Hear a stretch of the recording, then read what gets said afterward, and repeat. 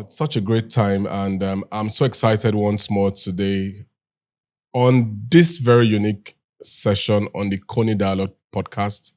Today, we are having one of Nigeria's finest, a very bright mind that had the opportunity to study in Korea. She has come back to Nigeria to deliver the dividends of that experience, the Korean experience, and to see how that Korean exchange can add value to her country. We have no other person in the studio than Sidikat Jumoke Kamal. You are very welcome. Thank you for this opportunity. I'm very, very excited to share my career experience. Yeah. Thanks so much. It's a pleasure to really have you. And I really want to say a very big thank you to you for it was almost like a last minute decision for you to be on set here today. And you made it very easy for us to reach out to you. And thank you once more as well for the opportunity. Well, we'll quickly dive right in. Is there anything else that you'd want the public to know about you beyond your name before we go into your Korean experience? Yeah, there's for me, I'm a very inquisitive person. Wow. And just before I share my career experience, I would like to share the background before I actually went to Korea. Oh, awesome. The Korea scholarship program came into my office and they brought the application to my office just some few days to the deadline. Wow. And I was like, when they shared it among girls, among my colleagues in the office, and the deadline was so close, I was Wow. like, I couldn't make it. But something in me just tells me, just try. You never Yeah. can tell. And I applied. Wow. I was at some point, because I wasn't just me that applied, there was some of my other colleagues, but at some point we came together here. They were like, no, the process is so It's so long, tedious. yeah. And it was looking like, could we actually even make it? Or was it just another Nigerian kind of thing that you would just apply and you would never get it You'll be through? waiting. But I was shocked when Yeah. I was shortlisted and I actually got the opportunity. I was like, wow, so things can still work That in means you Nigeria didn't need a without godfather to a get. godfather to like get it. I was like, really? Wow. So to everyone watching right now, I would like to encourage us that Koika and a lot of other opportunities are there. Yeah. You don't really need that godfatherism. Of course, it works in some kind of settings. Yes, Yeah, I yeah. know. We can't All deny that over the fact. world. Yeah. It's not just a Nigerian thing. But there are some opportunities that we can actually look into. And it's actually very, very inspiring that I was actually very happy I got the opportunity. Thank you. I'm really happy you shared that, and it provides context to the fact that when people see some of these opportunities, they're like, oh, it's just one of those things. People necessarily don't tend to want to try, but you didn't just hear about it. You went a step further. You started trying. You even came to Koika office to see how you could get support on your application process. I think that's also a very wonderful thing. But I want to just quickly touch on global health. Like, I know you studied. Can you tell us about your global health security studies in Korea? Yeah. My global health security study in Korea was a very inspiring one. Yeah. Because while I got there, I was looking at it like our normal academic system in Nigeria, where you just have to read and read and read Read and to just pass. cram. But there was this practical, real world Wow. insight that I gained. And it was just more than academic excellence for me, because you could actually look at real case studies Wow. from other countries. Like, okay, so when there was an outbreak on probably a disease, how did they do the prevention, detection, and response? And particularly, it's so relevant to me in my office because for us in pharmacovigilance, we are Wow. trying to Nigeria is on the benchmark of getting ML4. Okay. That's for vaccine regulations and improvements. So there was this course we did on global health security and vaccine regulations on. So we had participants Yeah. and visiting lecturers from HIVI institutes there. So the experience was so wonderful because the lecturers gave us real case studies and they Yeah. shared career experience. So when, for example, when COVID came, Yeah. how they actually dealt with this in terms of their own response strategies and prevention. So I'll say to everyone watching right now, just give it a try. Global Health Security at Yonsei University is one of the best because I Wow. learned about international health regulations and global health security agendas. There was so much JHE, the tools, and basically it was Are you just sure? Are you sure we'll not give you like a whiteboard and a pen, maybe to start lecturing? It looks like you are still reliving that experience, and that's really beautiful. yeah, because in Nigeria, most of the time when you go for a training, Yeah, you come back and you feel like, yes, I want to actually give into the system. But you're feeling like, as in, when you make recommendations, probably it's not being heard. But Yeah. it was different when I came Yeah. back with my, after my studies from Korea, when I came back and I made my recommendations to my directors, it was forwarded to admin and, my in my department. And I look more really, as in, it's more relevant to what we Yeah. actually do. And in terms of getting information and using that information to inform the public, it's Yeah. very, very key strategies to like prevention of even food poisoning, Wow. which, in Nigeria, we have a lot of cases like that. So you could actually relate to it at every level of different departments. Yeah. So if there's a training in, let's say, in pharmacovigilance units, I find myself relevant and I could actually share and relate to one or two things. So I go back to my notes like every day and I feel this. Wow. I've That's very positive. and I can actually give back to my society. That's really positive. I'm really happy to hear that. I know that we can dwell on what is pharmacovigilance. You now start explaining. But I don't know, do we produce vaccines yet in Nigeria? No, we don't produce vaccine yet. We only have this ML3 for now, and the ML3 actually allows us to import vaccines. Okay. So when we import the vaccines, what we now do is we can actually just check the batch manufacturing. We check their dates, then we check at the lab for the quality, safety, and efficacy, and then we do post-marketing surveillance. You really don't all the big grammar that I use. Yeah, we look at the safety, quality, and efficacy of the vaccines, and which was one of the things we actually learned at my course in Korea, in Yonsei University. Wow. Yes. We can even almost end the podcast here because you've already said a whole lot of useful stuff.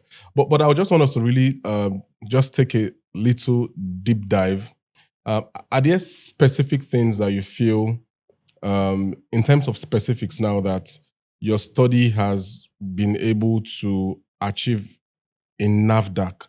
Maybe you can just mention one specific thing that you can say this is a value addition. I know you've already said some things in the earlier question I asked, but I just wanted you to narrow in on one particular thing.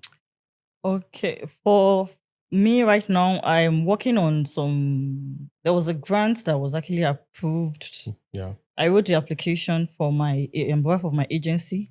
So we are looking at sensitizing our farmers on safe use of antimicrobials. Yeah. So, in Nigeria, we have this Celtic drug. We can just go to the pharmacy and get antibiotics at the pharmacy without doctor's prescriptions. Yeah. So we want to sensitize the farmers, especially on safe use of antibiotics, that they should not just look at the animals from probably pure experience. The animals should be tested for them to actually know exactly what the diagnosis is. More like how we have diagnostic labs for yes. Wow. Because we have veterinarians. I've never heard that before, but that's interesting. Yeah. Because my department currently now I work at Veterinary Medicine and Allied Product Directorate. So we're working on sensitizing on safe use of pesticide as well. Wow. So there was this research that we did, and then we looked at maize and other crops in Nigeria to check for pesticide residue after I returned back, and then the results would be wow. So we need a lot of, because it's not that people don't really know what to do, but at times it's just this attitude of let me just add more. Yeah. So they don't know what impact that let me just add more of this pesticide, or let me just, probably the doctor says use one drug, and then you'll be like, oh, let me use, instead of taking one tablet, let me take two so that let me kill it fast. Wow. So people really don't know the repercussion of that. And those things could even have effect on humans that consume. Yes. Wow. That's what is actually causing this antimicrobial resistance. And it's a global health security problem right now all over, because, with the ease of travel, So animals, human, we move from one place to the other. So it's easy for antimicrobial resistance to actually spread. Yeah. So it's one of the issues that is pressing right now that we need to like sensitize, especially the farmers, because it has been attributed that high level of this residue is actually Yes. found in livestock. Wow. So not necessarily that you are actually the one using the antibiotics like that or you're misusing it. It might just be like probably the chicken, Yeah. the you know how the livestock Yeah. in Nigeria is. So you might just be like just what you're consuming. Yeah. It might just be from the Wow. residue from heat. The painful part of it now is that somebody might think that maybe they're actually consuming chicken. Yeah. But what comes with that chicken is what you necessarily Yeah. do not know. And that is what NAFDAC is trying to deal with before it gets to the consumer. Let's educate the farmers. I think that that's really, it's very altruistic. It's positive. And I must commend NAFDAC, for the great work that, NAFDAC is doing. But I want us to dive right into your experience in Korea. Some persons who have traveled to Korea have talked about like the culture shock when they arrived Korea, the language disparity and all that. Can you share what was your own personal experience, or what was the first thing that shocked you the most when you arrived Korea? For me, as I arrived at the Yeah. airport, Yeah. the first thing that came to my mind is I was energized. I was like, Nigeria, we have a lot to do. And I was hopeful that Yeah. we will get there. Yeah. So I looked at the environment. It was so clean. Yeah. In terms of waste, then I observed also that Koreans, they have this discipline and respect, which is kind of similar to what we have in Nigeria. They respect their elders a lot. Even at the department, when I got to school, I realized that, this level hierarchy, it's also there where, the maybe like associate professor and stuff like that. There's this respect and cultural thing that it's kind of, it was similar and I could relate with it. And I was happy because initially when I was leaving, I was like, what kind of challenges are ahead of me in terms of religion, in terms of probably food? And I had so many fear in my questions. Yeah. But when I got there, I felt relaxed and felt like I was home. Wow, that's good to hear. In fact, I want you to zoom into the food aspect. Like, was there anything that was, how did you fit in? Or did you went a lot of gari, or did you carry Nigerian food? Of course, I'm sure you must have done a little of that. I don't know. Yeah, I did a lot of, not just a little. I did a lot of that. But honestly, Korean food is fantastic. It was good. Because in terms of their kimchi, bibimbap, they have a lot of dishes that are similar to that you could say, Yeah. So it's not really like off, like you'll be like, oh, I can't actually eat this. Or when you eat it, you're not filled up. Another thing that I was so impressed about was like, there is nothing you eat in Korea. I'm sure there will probably be cases, so let me not say nothing. But for me, all through, I didn't have any kind of food poisoning. Wow. Or I didn't have to go to the hospital that I had something and it probably was contaminated or stuff like that. I heard that there was this church that we usually go to, this Sion church. On Saturday, they teach us like Korean language and stuff like that for students. So it was in partnership with my university at UNC University. So, we also after the lecture, after the class, they give us lunch. But all through, I was like, they prepare a lot of food and none of us actually came down with like food poisoning or any kind of issues like that. And initially when I got there, I was always like, okay, how did they do this? As in Nigeria, we need to be more conscious. And the only thing that keeps coming to my mind is that sensitizing our food handlers on how to prepare food to make sure that all of this is actually, because we can do it. Yeah. All we just need to be like, once we have this right information and then, we have these statistics, It's not just going out. Initially, before I left, I went for Korea. We go out for sensitization, but I realized that those informations at times people will like, oh, these government officials, these people, they just come and get this information.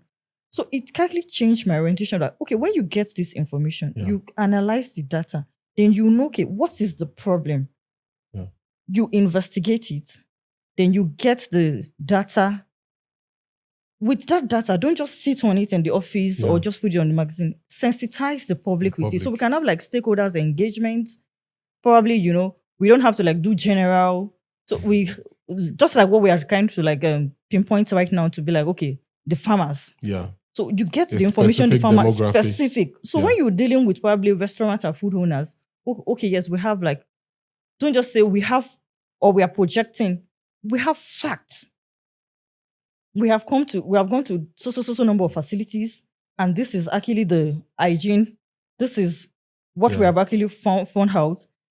So we look at the factors that are associated with why people are actually doing this thing, and why is there so much food poisoning and Yeah. like that. So once we get that, we can actually know how to like step in and provide solutions. Yeah.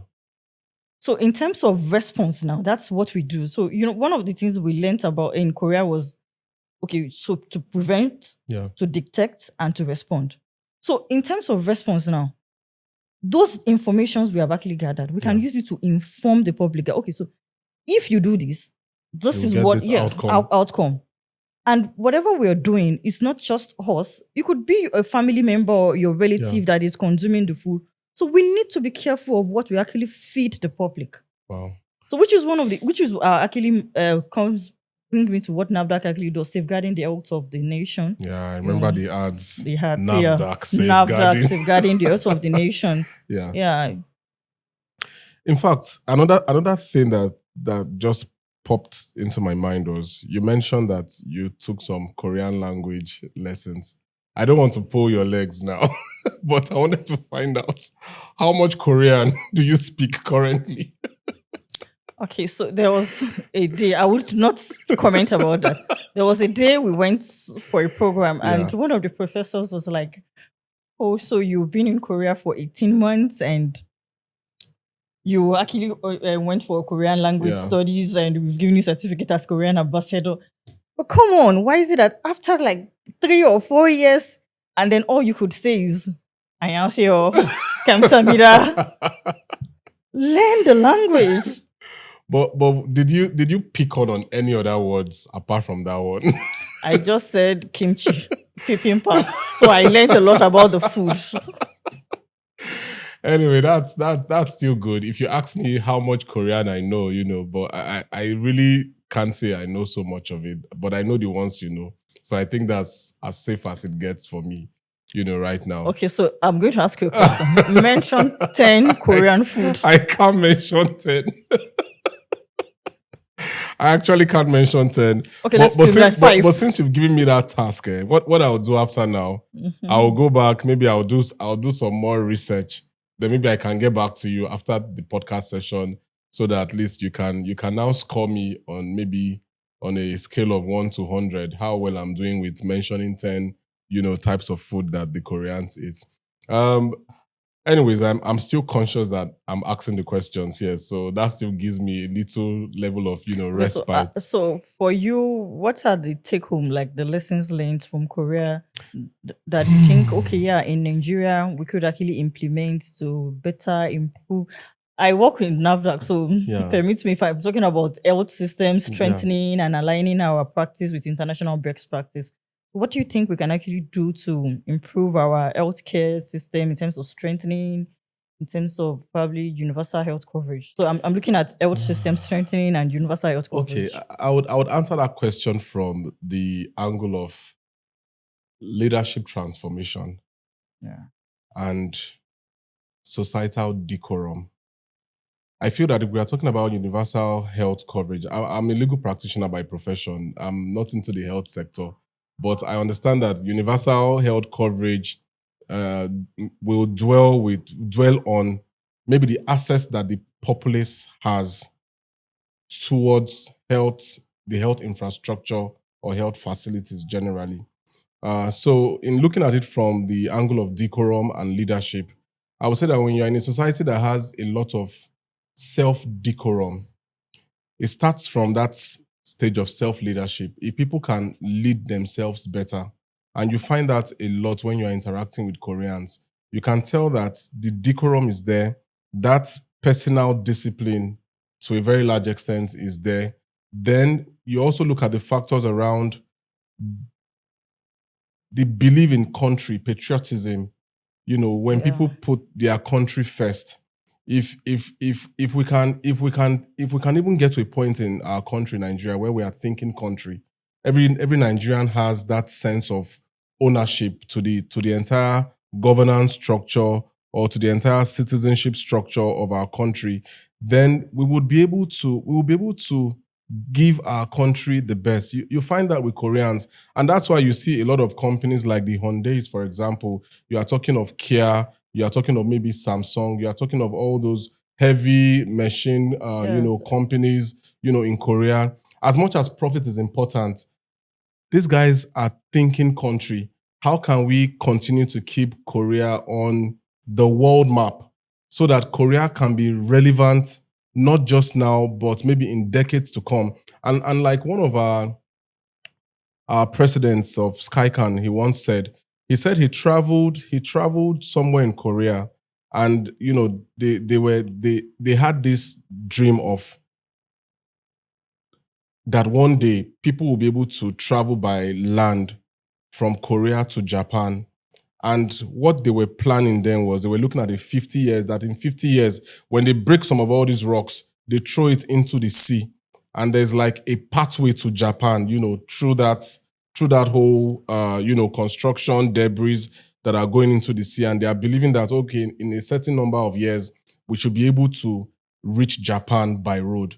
So that's a country that people are thinking in terms of their developmental perspective. So if we have all of these skill sets of country first thinking, personal discipline, societal decorum, institutional decorum, and we transit that into universal health access, for example, I feel that with that kind of a mindset, the system would work. Somebody will not sit in an office and be thinking, let me move this project maybe to Edo State, where I'm from, because I'm in a place of position, knowing that Edo State may not necessarily have that particular issue. We may have Nigerian citizens who would better be able to access, healthcare facilities, maybe somewhere in Zamfara State, for example. I'm not necessarily trying to say Zamfara State doesn't have that, or maybe somewhere in Sokoto, somewhere in Meduguri, somewhere in maybe a village, somewhere in Akwa Ibom, for example. People will be thinking country, Nigerians will be thinking country, and not until we get to that point, really, we wouldn't even be able to say we've actually started, because when you are thinking of health, you cannot make healthy people more healthy. You have to think about areas that require assistance in terms of access to health, to be able to keep the country generally at par. So that development has to, move across and move around. Yeah. I I think don't know if I answered your question. yes, you did. You Yeah. did. But I would just like to also add that specifically, Yeah. the disparity in healthcare system from the rich to the poor, Yeah. like the gap, it's so wild. In Nigeria healthcare system, we realize that it's not everyone that is covered under Yeah. the NHIS scheme and even some private. So it kind of impose this burden on people Yeah. in terms of accessibility. So when people are sick, they are probably, maybe let's say, towards the end of the month, Yeah. or probably there's no Yeah. savings for them, because if people are not covered under Yeah. this scheme, It's even it's expensive. yeah, Healthcare is really healthcare is expensive. really expensive. Yeah. So people are sick and they cannot actually go to the hospital to get proper diagnosis for their ailment. So Yeah. it's actually a challenge. In Korea, I observed that the populations is the healthcare system is fantastic. Wow. It is so good that even as a foreigner, you really don't have to bother. The NHIS is working, and you could access healthcare Yeah. easily, and the idea that you have to go to the hospital and queue for a very long period of time, where people have to like go to the office, you have other things to cater for and stuff like that. People like, let me just go to the pharmacy and get a diagnosis, or probably just from a roadside chemist and just get the drug. It's not actually, they don't do that. Yeah. For every ailment or whatever it is that is wrong with you, you have to go to the hospital. Yes. So Nigeria, we need to like reorient ourselves. Okay. It's not just on policy adjustment level. Yes. I think even from individuals. Yes. We need to tackle the problem in terms of facilitation for ourselves. Like, let's kind of key into this scheme. Okay.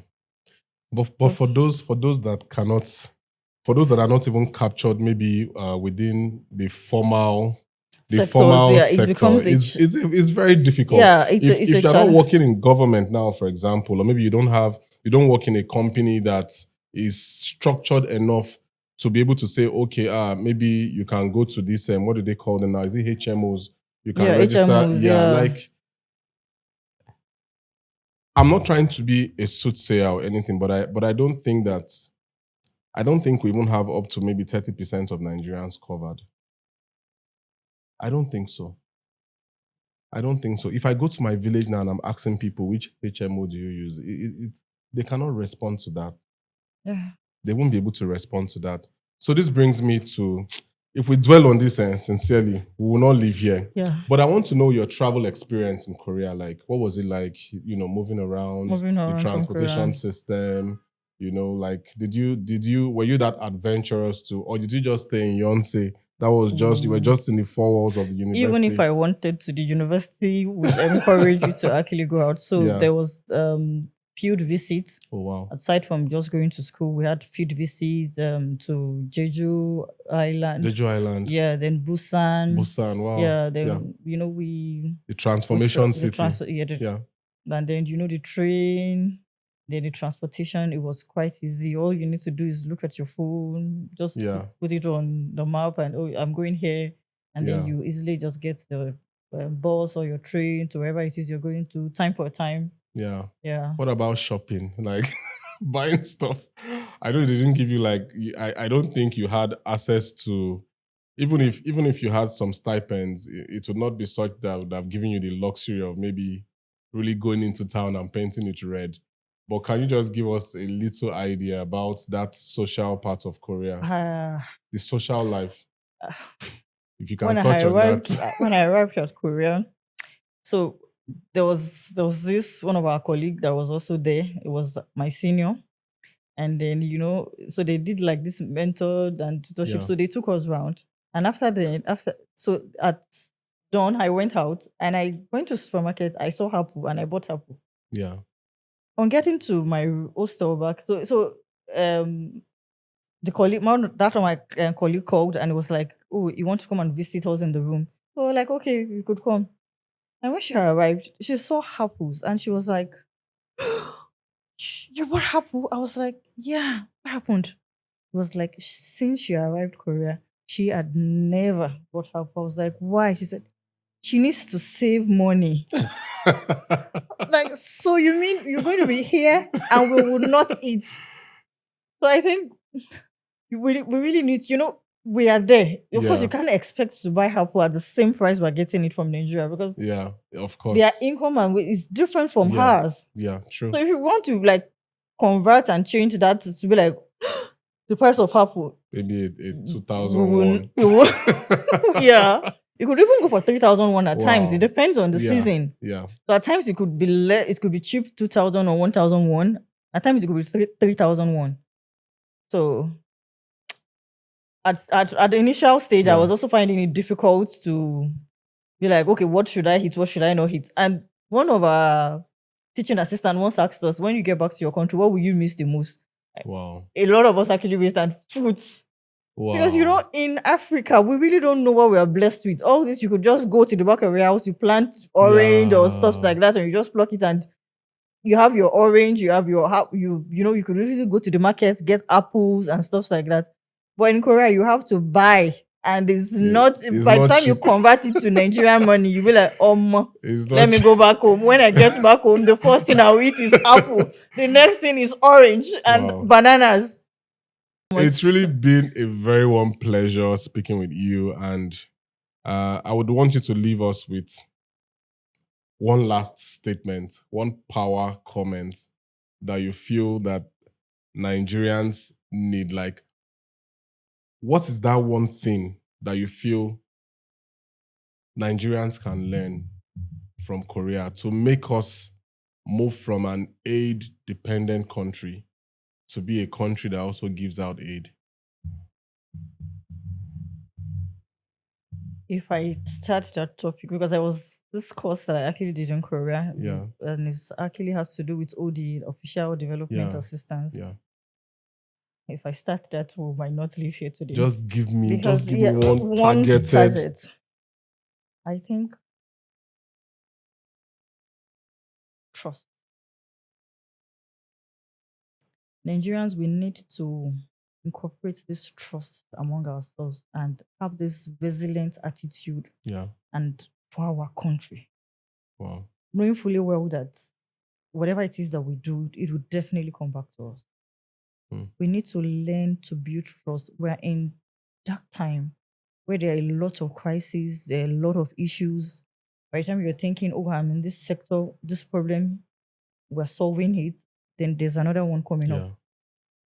Nobody's ever saw COVID coming. We don't know when the next pandemic will come. So we need to learn to trust ourselves. Trust the system. Trust the system.